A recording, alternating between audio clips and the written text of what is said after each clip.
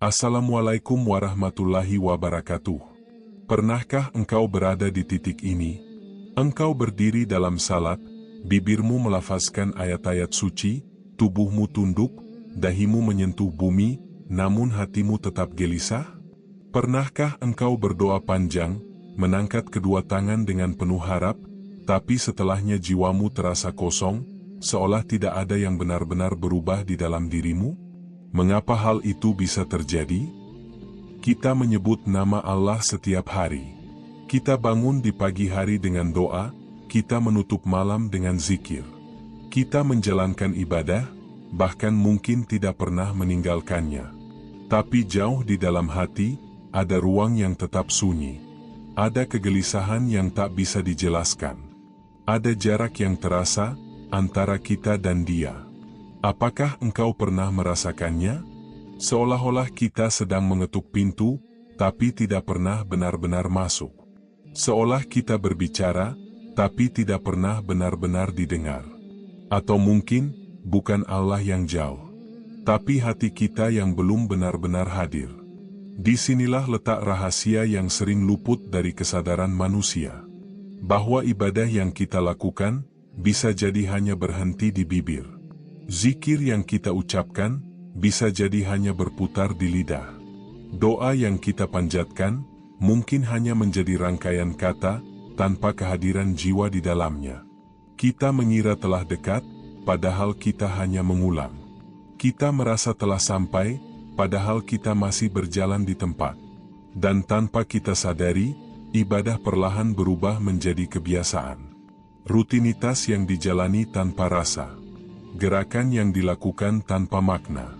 Kita berdiri, rukuk, sujud, tapi hati kita tetap berdiri tegak di hadapan ego.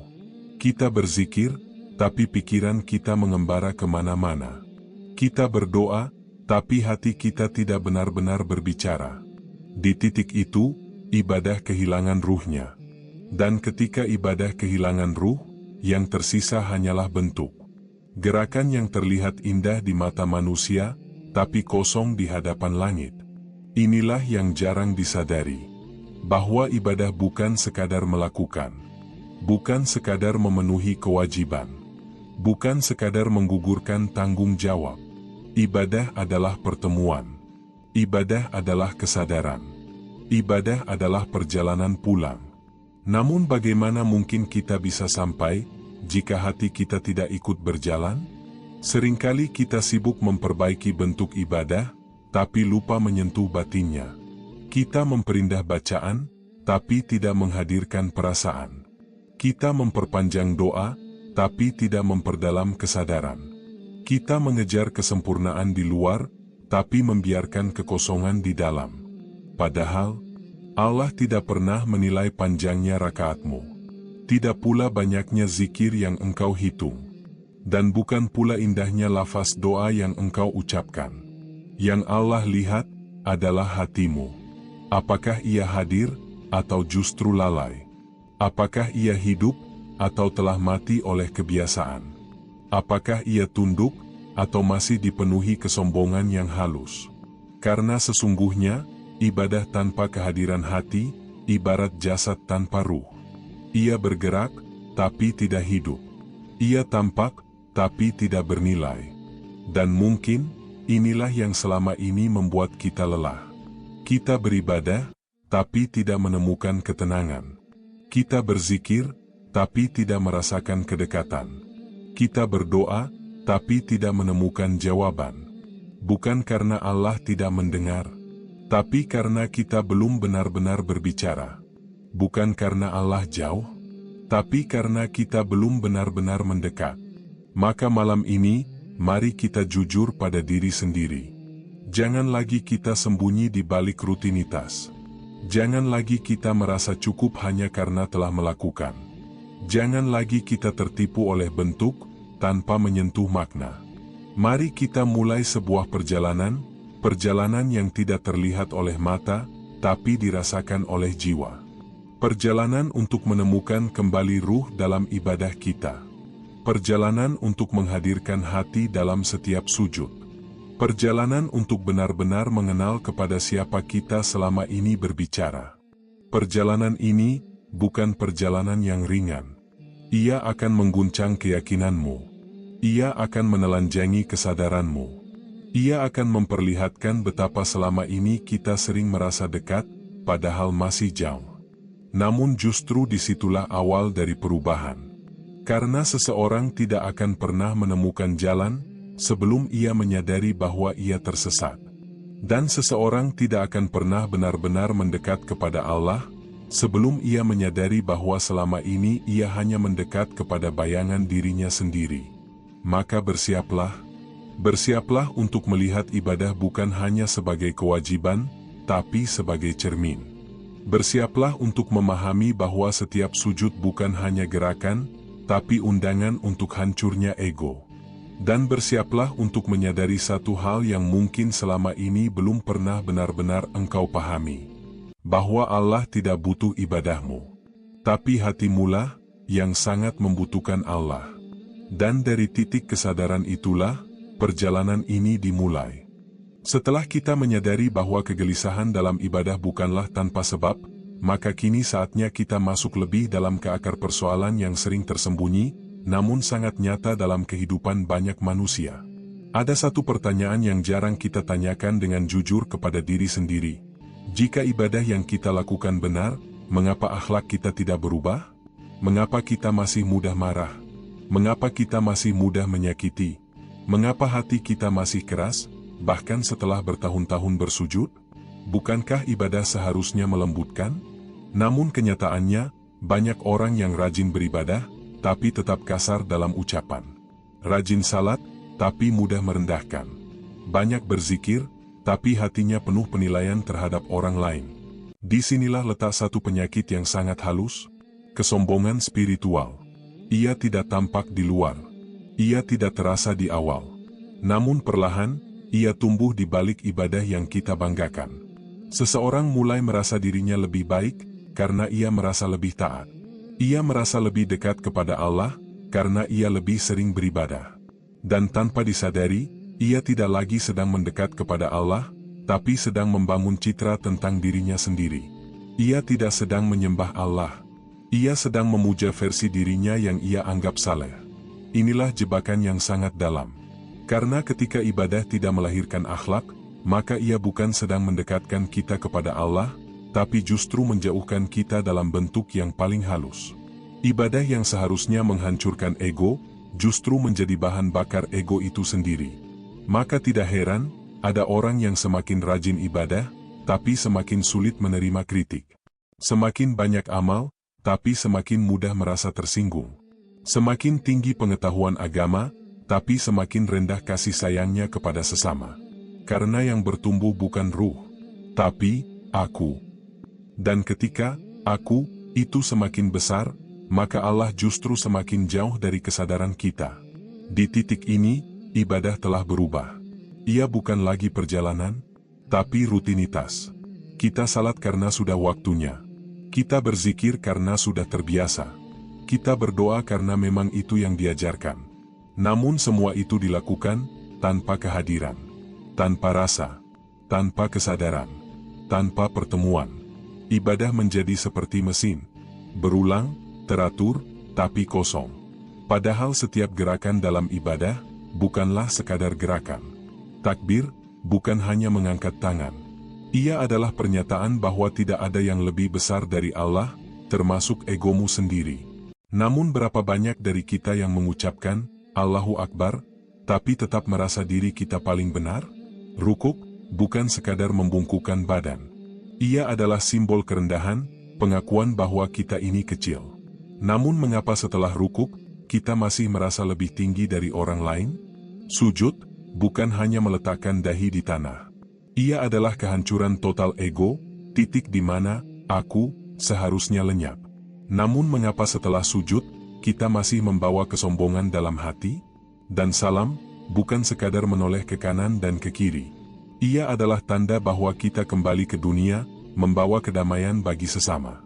Namun mengapa setelah salam, kita justru menyebarkan luka dengan kata-kata kita? Jika semua simbol ini tidak kita hayati, maka ibadah hanya menjadi gerakan tanpa makna.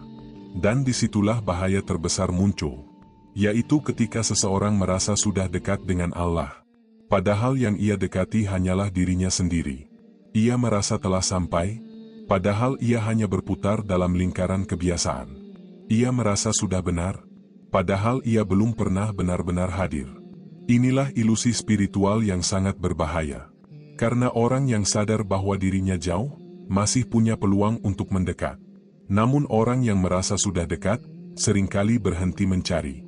Ia tidak lagi memperbaiki hati, karena merasa sudah cukup. Ia tidak lagi mengoreksi niat, karena merasa sudah benar. Dan perlahan, hatinya mengeras. Tanpa ia sadari. Maka disinilah kita perlu berhenti sejenak, dan bertanya dengan jujur.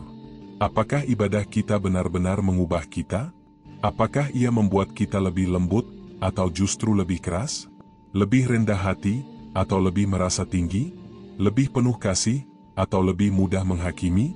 Karena sesungguhnya, ukuran ibadah bukan pada banyaknya, tapi pada dampaknya dalam hati. Jika ibadah tidak membuat kita lebih baik kepada sesama, maka ada sesuatu yang hilang di dalamnya. Dan sesuatu itu adalah ruh. Maka ingatlah satu hal yang sangat penting. Allah tidak butuh ibadahmu. Dia tidak membutuhkan salatmu, tidak membutuhkan zikirmu, tidak membutuhkan amalmu. Karena tanpa semua itu pun, Dia tetap maha sempurna. Namun, kitalah yang membutuhkan ibadah itu. Bukan untuk Allah, tapi untuk diri kita sendiri. Untuk mengenalnya, untuk menyucikan hati, untuk menghancurkan ego yang selama ini menghalangi kita darinya. Ibadah bukanlah hadiah yang kita berikan kepada Allah, tapi jembatan yang Allah berikan kepada kita. Jembatan untuk kembali. Namun jika kita hanya berdiri di atas jembatan itu, tanpa berjalan, maka kita tidak akan pernah sampai. Maka janganlah puas hanya karena kita telah beribadah. Janganlah tenang hanya karena kita telah menjalankan kewajiban. Tanyakan, apakah kita telah benar-benar hadir? Karena ibadah sejati, bukan sekadar dilakukan. Ia harus dirasakan. Ia harus dihidupkan. Ia harus menembus hingga ke dalam jiwa. Dan hanya ketika ibadah itu melahirkan akhlak, hanya ketika ia melembutkan hati, hanya ketika ia menghancurkan kesombongan, barulah ia menjadi ibadah yang hidup. Ibadah yang bukan sekadar rutinitas, tapi perjalanan menuju Allah. Dan dari titik inilah, kita mulai menyadari bahwa yang perlu diperbaiki bukan hanya gerakan kita, tapi hati kita. Karena perjalanan ini, bukan tentang seberapa sering kita bersujud, tapi seberapa dalam kita benar-benar tunduk. Ada satu momen dalam ibadah yang paling dekat, paling intim, paling sunyi antara seorang hamba dan Tuhannya. Momen di mana tidak ada lagi jarak, tidak ada lagi perantara, tidak ada lagi yang lebih rendah dari itu. Itulah sujud. Dahi menyentuh bumi, tubuh merendah sepenuhnya. Dan secara lahir, kita telah berada di titik paling rendah. Namun pertanyaannya, apakah benar kita telah merendah? Atau hanya tubuh kita yang turun, sementara hati kita masih berdiri tegak? Inilah kenyataan yang sering tidak kita sadari. Banyak dari kita bersujud, tapi tidak pernah benar-benar jatuh. Kita menempelkan dahi ke tanah, tapi tidak pernah menjatuhkan ego. Kita merendahkan tubuh, tapi tidak pernah merendahkan diri. Sujud akhirnya hanya menjadi gerakan fisik. Sebuah posisi, bukan sebuah keadaan. Padahal hakikat sujud bukanlah tentang posisi tubuh, tapi tentang hilangnya aku. Tentang runtuhnya segala kebanggaan. Tentang hancurnya rasa memiliki. Tentang lenyapnya keakuan yang selama ini kita jaga dengan begitu kuat. Sujud sejati adalah saat engkau tidak lagi melihat dirimu sebagai siapa-siapa. Tidak sebagai orang yang lebih baik. Tidak sebagai orang yang lebih tahu. Tidak sebagai orang yang lebih dekat dengan Tuhan. Yang tersisa hanya satu kesadaran, bahwa engkau hanyalah hamba. Dan ketika kesadaran itu benar-benar hadir, dunia seakan menghilang. Tidak ada lagi yang penting selain Dia. Tidak ada lagi yang perlu dibanggakan. Tidak ada lagi yang perlu dipertahankan. Namun mengapa begitu sulit untuk sampai ke titik itu? Karena ego tidak mudah untuk dihancurkan. Ego akan selalu mencari cara untuk tetap hidup, bahkan dalam ibadah sekalipun. Ia bisa bersembunyi di balik sujud.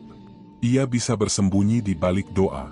Ia bahkan bisa bersembunyi di balik tangisan. Seseorang bisa bersujud lama, tapi dalam hatinya ia berkata, "Lihatlah aku, betapa khusyunya aku." Seseorang bisa menangis dalam doa, tapi di dalam dirinya ada rasa bangga karena dianggap dekat dengan Allah. Inilah jebakan yang sangat halus. Ketika sujud yang seharusnya menghancurkan ego, justru menjadi tempat ego itu bersembunyi. Maka tidak heran, ada orang yang rajin bersujud, tapi tetap keras dalam sikap. Rajin salat, tapi sulit memaafkan. Sering berdoa, tapi mudah merendahkan orang lain. Karena sujudnya belum menyentuh hati. Sujud yang tidak menyentuh hati, tidak akan melahirkan perubahan. Ia tidak akan melahirkan kerendahan. Ia tidak akan melahirkan kelembutan. Ia hanya akan melahirkan kesalehan yang tampak, tapi kosong di dalam. Dan disinilah bahaya lain muncul, yaitu ketika seseorang mulai mencari pengakuan manusia. Ia ingin dilihat sebagai orang yang taat. Ia ingin dikenal sebagai orang yang dekat dengan Tuhan. Ia ingin dihormati karena ibadahnya. Tanpa sadar, sujudnya tidak lagi untuk Allah, tapi untuk pandangan manusia. Ia tidak lagi merendah di hadapan Tuhan, tapi meninggikan dirinya di hadapan makhluk. Inilah tanda bahwa sujud belum benar-benar terjadi. Karena semakin seseorang mengenal makna sujud, semakin ia merasa kecil. Semakin ia merasa tidak layak. Semakin ia merasa belum cukup. Dan justru disitulah keindahan sujud yang sesungguhnya. Sujud sejati memang menyakitkan, tapi bukan bagi jiwa, melainkan bagi ego. Ia menyakitkan karena ia memaksa kita melihat siapa diri kita sebenarnya. Ia memaksa kita mengakui kelemahan kita. Ia menelanjangi kesombongan yang selama ini kita sembunyikan. Namun justru karena itu, ia menyembuhkan. Ia membersihkan. Ia menenangkan. Ia mengembalikan kita kepada fitrah. Karena selama ini, yang membuat kita gelisah bukanlah dunia, tapi ego kita sendiri. Dan sujud adalah satu-satunya tempat, di mana ego itu bisa dihancurkan. Maka jika engkau ingin menemukan kedamaian, belajarlah untuk sujud dengan hati. Bukan sekadar menundukkan kepala, tapi menundukkan seluruh rasa memiliki. Bukan sekadar menyentuhkan dahi ke tanah, tapi menjatuhkan dirimu sepenuhnya di hadapan Allah. Bayangkan, jika ini adalah sujud terakhirmu. Sujud terakhir sebelum engkau meninggalkan dunia. Sujud terakhir sebelum tubuhmu kembali ke tanah. Sujud terakhir sebelum engkau benar-benar bertemu dengannya. Masihkah engkau akan melakukannya dengan tergesa-gesa? Masihkah engkau akan membiarkan pikiranmu kemana-mana? Masihkah engkau akan mengucapkan doa tanpa rasa? Atau justru, engkau akan tenggelam sepenuhnya? Menangis bukan karena takut, tapi karena rindu. Merendah bukan karena terpaksa, tapi karena sadar. Dan di titik itu, sujud tidak lagi menjadi kewajiban. Ia menjadi kebutuhan. Ia menjadi tempat pulang bagi jiwa yang lelah. Ia menjadi ruang sunyi, di mana engkau bisa benar-benar menjadi dirimu yang paling jujur. Tanpa topeng, tanpa peran, tanpa kepura-puraan. Hanya engkau, dan Allah. Maka mulai hari ini, jangan hanya memperbaiki gerakan sujudmu. Perbaiki kehadiranmu di dalamnya. Jangan hanya menghitung berapa lama engkau bersujud, tapi rasakan, apakah engkau benar-benar jatuh di dalamnya. Karena sujud yang sejati, bukan yang paling lama, tapi yang paling dalam. Dan ketika sujud itu benar-benar menyentuh hatimu, engkau akan bangkit sebagai manusia yang berbeda. Lebih lembut, lebih tenang, lebih rendah hati.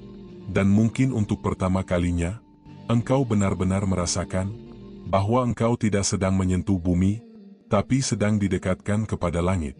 Setelah sujud, ada satu ibadah yang paling sering kita lakukan. Paling ringan di lisan, namun paling dalam maknanya jika benar-benar dihayati. Itulah zikir. Menyebut nama Allah. Mengulang kalimat-kalimat suci. Tasbih, tahmid, takbir, mengalir dari bibir kita setiap hari. Namun di balik itu semua, ada satu pertanyaan yang perlu kita tanyakan dengan jujur. Apakah kita benar-benar sedang mengingat Allah? Atau hanya mengulang namanya?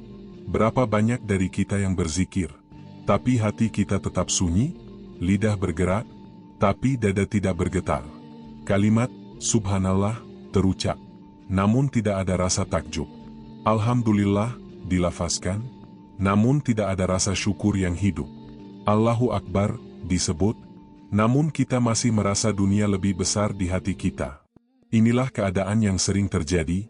Zikir hanya berhenti di bibir. Tidak pernah turun ke hati. Ia menjadi suara, tanpa makna. Ia menjadi kebiasaan, tanpa kesadaran. Padahal zikir sejati, bukan sekadar bunyi. Ia adalah kehadiran.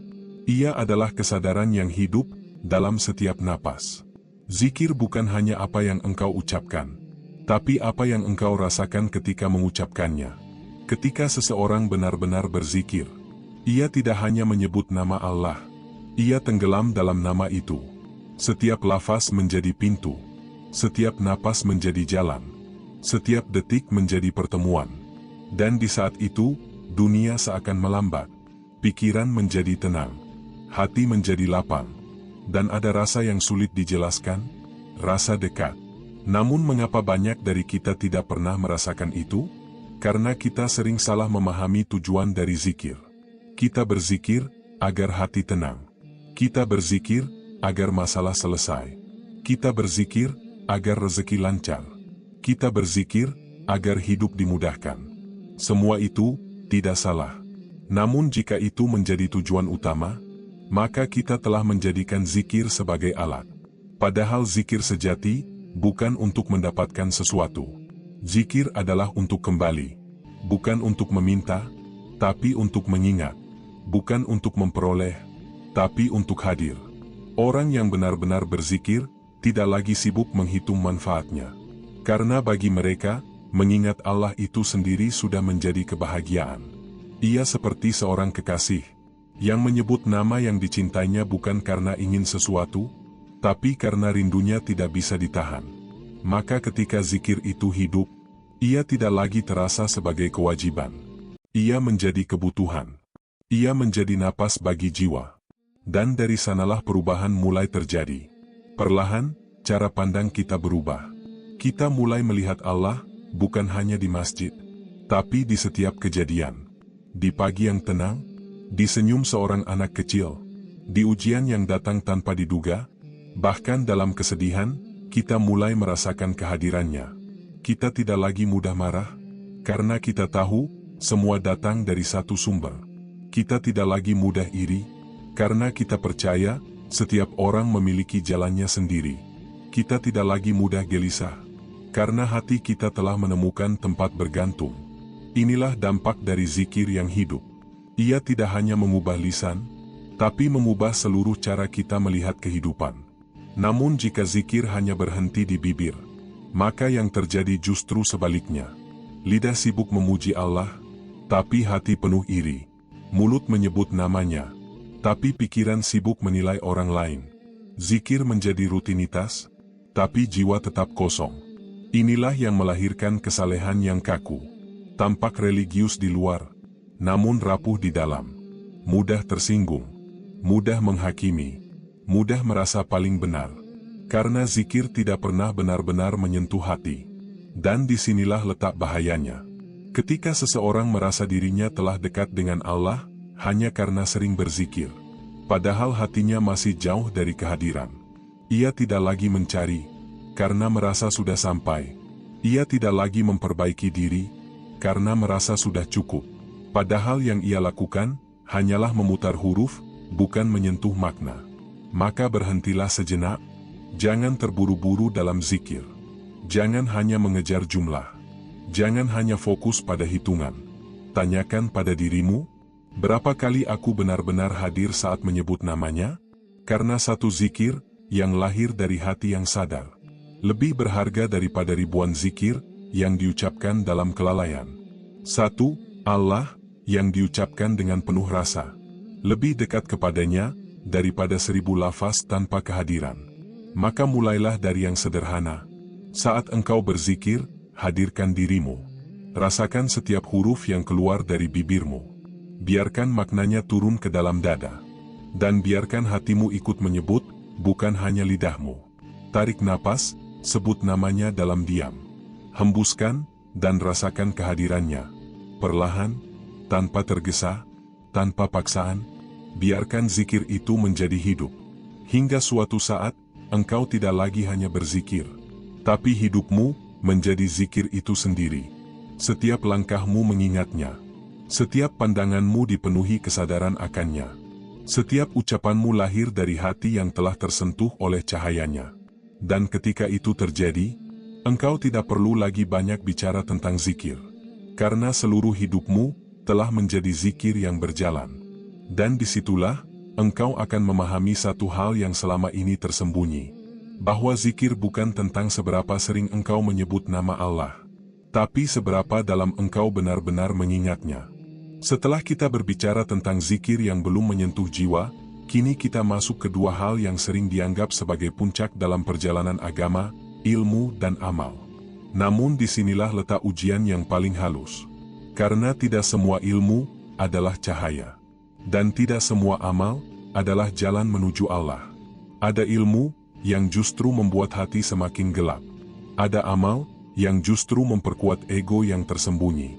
Maka kita perlu bertanya dengan jujur, ilmu seperti apa yang sedang kita cari? Dan amal seperti apa yang sedang kita lakukan?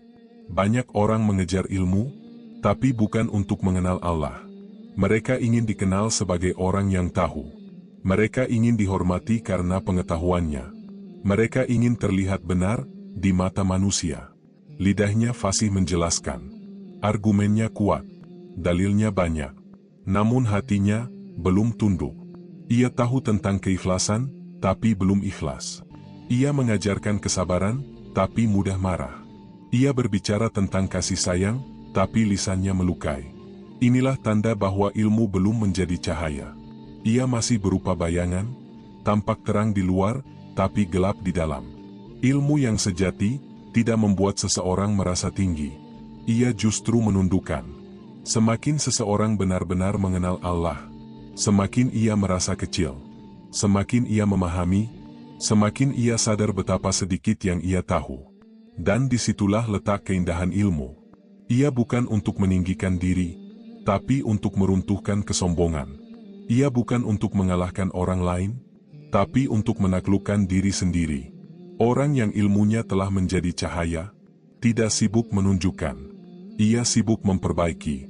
Ia tidak tergesa menilai, karena ia tahu, setiap manusia sedang berjalan di jalannya masing-masing. Ia tidak mudah menyalahkan, karena ia melihat, bahwa setiap hati punya ujian yang tidak terlihat. Dan dari hatinya yang lembut itu, lahir akhlak yang menenangkan. Namun ketika ilmu tidak menembus hati, ia justru menjadi hijab. Penghalang antara manusia dan kebenaran. Karena seseorang merasa sudah tahu, padahal yang ia tahu hanyalah kulitnya. Ia berhenti mencari, karena merasa sudah sampai. Dan perlahan, ia tersesat dalam ilmunya sendiri. Maka berhati-hatilah, karena tidak semua yang berbicara tentang Allah benar-benar mengenalnya. Dan tidak semua yang tampak berilmu memiliki cahaya di dalam hatinya. Ilmu yang tidak melahirkan akhlak adalah ilmu yang belum hidup. Ia seperti bunga tanpa aroma. Indah dipandang, tapi tidak memberi ketenangan bagi siapapun. Dan dari ilmu, kita beralih kepada amal. Karena banyak orang yang telah mengetahui, tapi belum benar-benar melakukan. Dan lebih dari itu, ada yang telah melakukan, tapi tanpa ruh di dalamnya. Amal tanpa cinta adalah gerakan kosong. Ia dilakukan, tapi tidak dirasakan. Ia dijalankan, tapi tidak dihidupkan. Seseorang bersedekah, tapi berharap dipuji.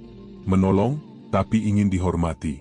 Berbuat baik, tapi diam-diam menunggu balasan. Di luar, ia tampak memberi. Namun di dalam, ia sedang mengambil.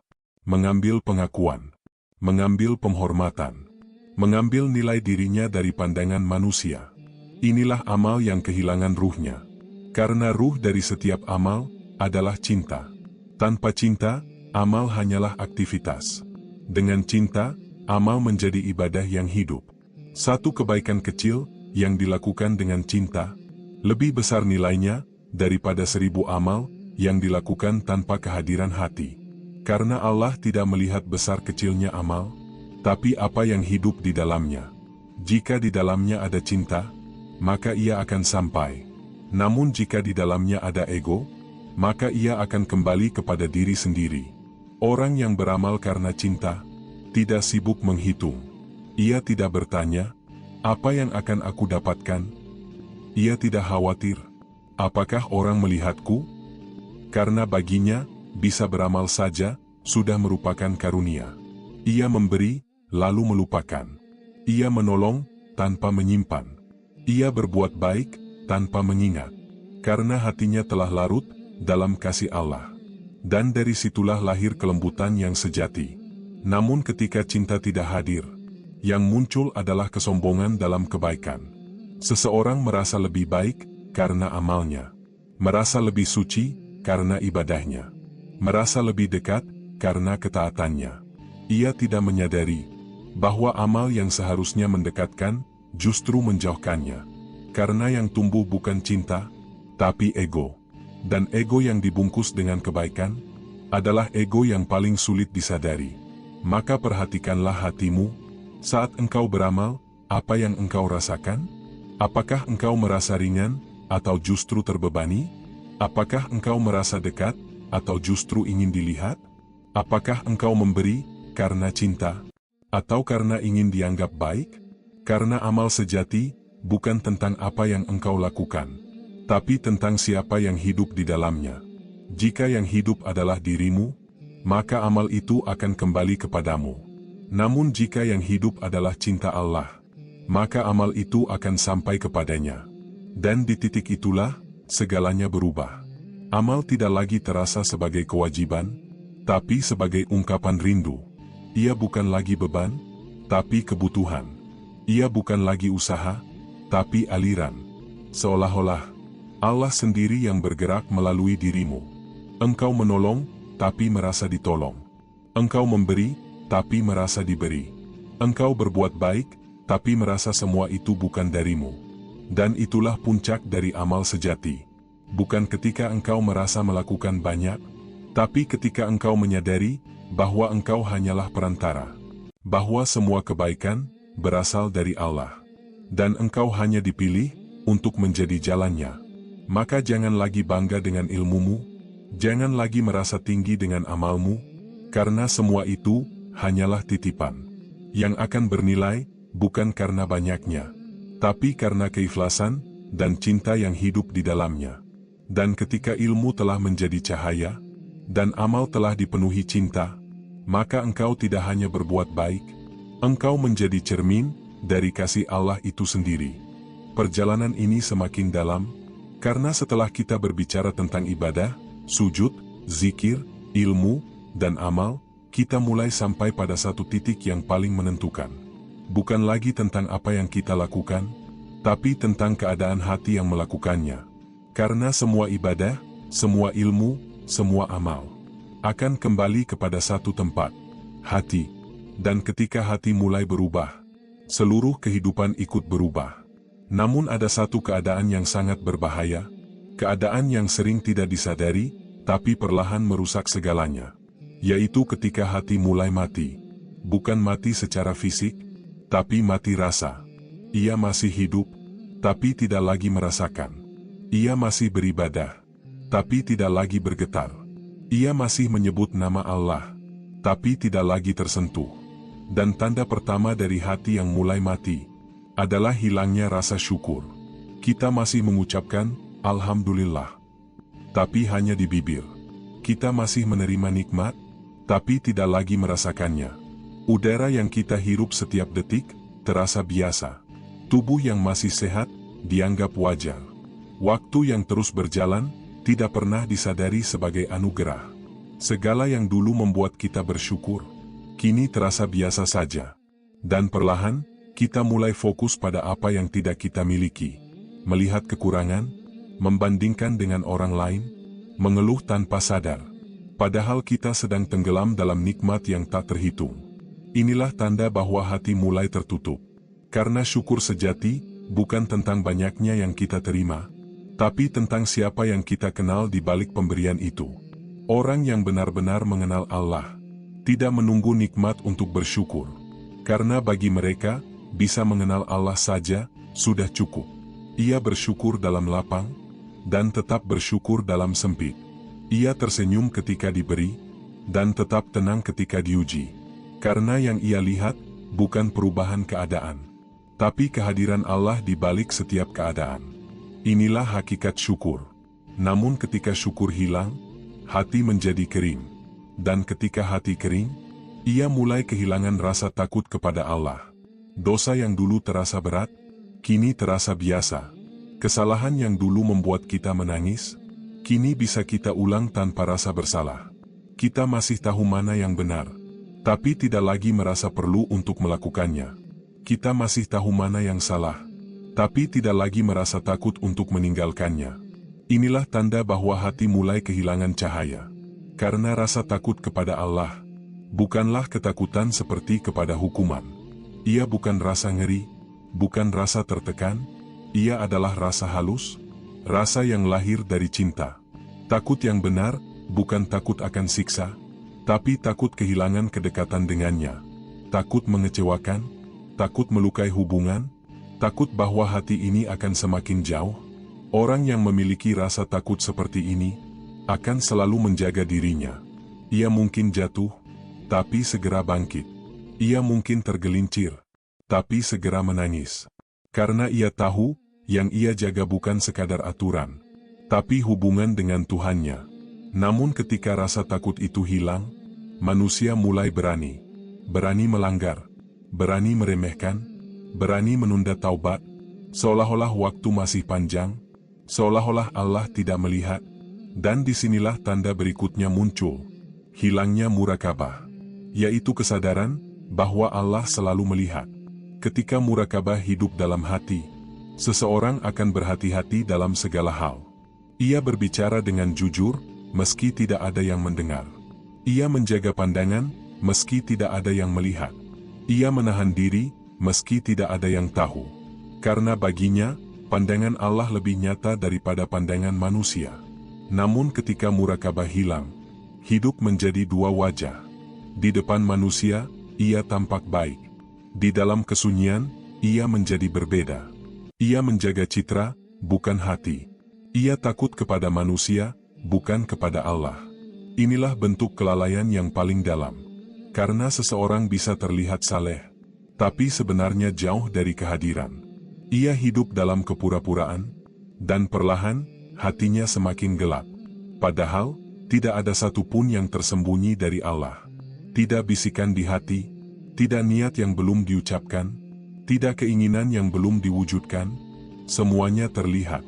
Dan ketika kesadaran ini benar-benar hidup, manusia akan merasa malu. Malu untuk berbuat dosa, malu untuk berpikir buruk, malu untuk berpura-pura. Namun jika kesadaran ini mati, maka rasa malu pun hilang. Dan ketika rasa malu hilang, segalanya menjadi mungkin. Inilah keadaan hati yang perlu kita waspadai. Hati yang tidak lagi bersyukur, tidak lagi takut, tidak lagi merasa diawasi, adalah hati yang sedang kehilangan arah. Maka sebelum semuanya terlambat, kembalilah. Hidupkan kembali rasa syukur, dengan melihat nikmat yang selama ini kita abaikan.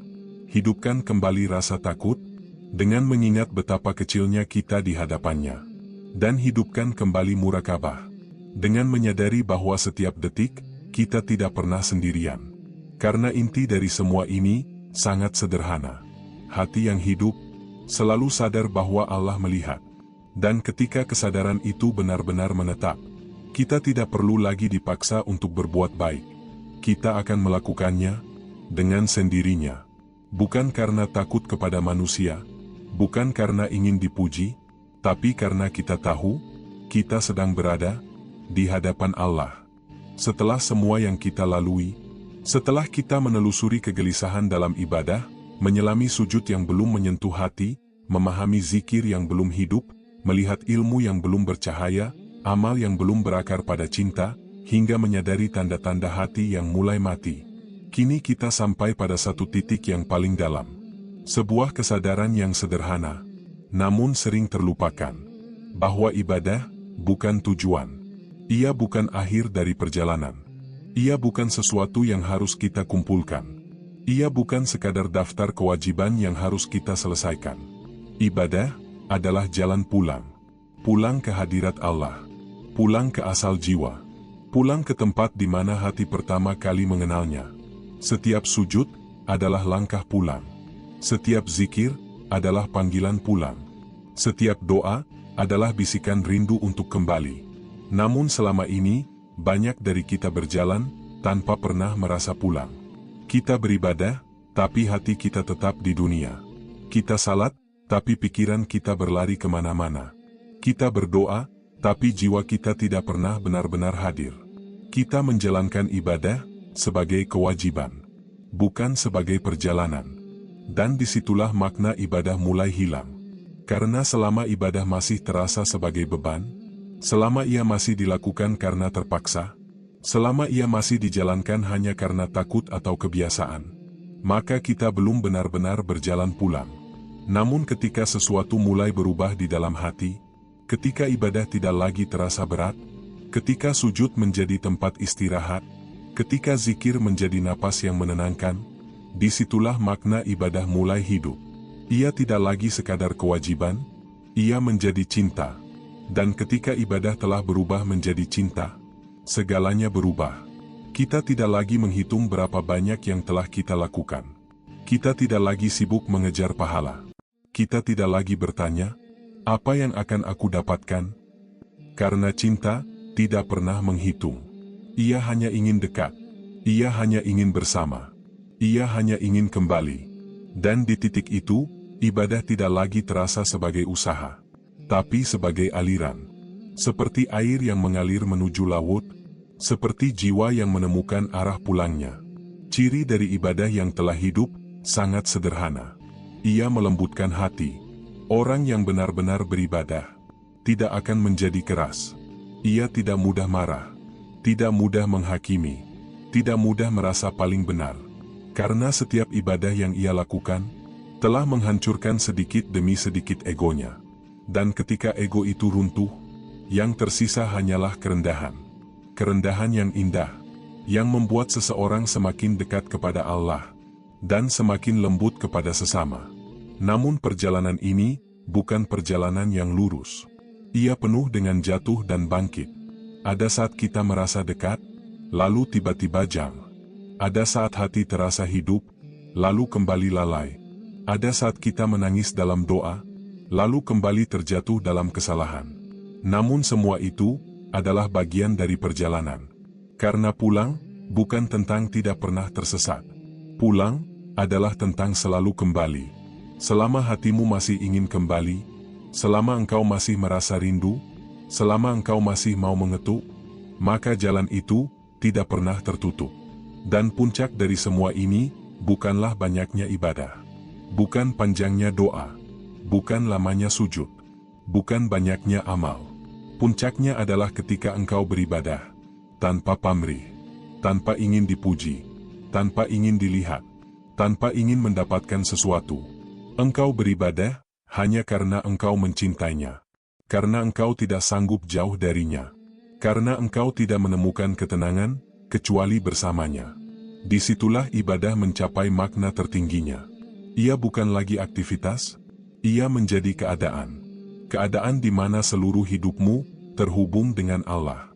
Setiap langkahmu adalah ibadah. Setiap diam-emu adalah zikir. Setiap napasmu adalah kesadaran akannya. Dan ketika itu terjadi, engkau tidak lagi mencari tempat untuk merasa dekat. Karena hatimu telah menjadi tempat itu. Maka pada akhirnya, kita memahami satu hal yang sangat penting. Bahwa bukan banyaknya ibadah yang membawa kita dekat kepada Allah. Tapi kedalaman hati di dalam ibadah itu. Bukan seberapa sering kita menyebut namanya, tapi seberapa hadir kita saat menyebutnya. Bukan seberapa lama kita bersujud, tapi seberapa dalam kita benar-benar jatuh. Karena sesungguhnya, tidak ada jarak antara kita dan Allah. Yang ada hanyalah kelalaian. Kelalaian yang membuat kita merasa jauh. Kelalaian yang menutup kesadaran. Kelalaian yang membuat hati kita lupa bahwa Dia selalu dekat. Dan ketika kelalaian itu tersingkap, kita akan menyadari sesuatu yang mengejutkan. Bahwa selama ini, kita tidak pernah benar-benar jam. Bahwa jalan pulang itu selalu ada. Ia tidak berada di luar. Tidak perlu dicari kemana-mana. Ia ada di dalam hatimu. Menunggu untuk dibuka dengan keikhlasan, dengan kesadaran, dengan cinta. Maka jangan lagi bertanya, di mana Allah? Tanyakan, apakah hatiku sudah benar-benar hadir?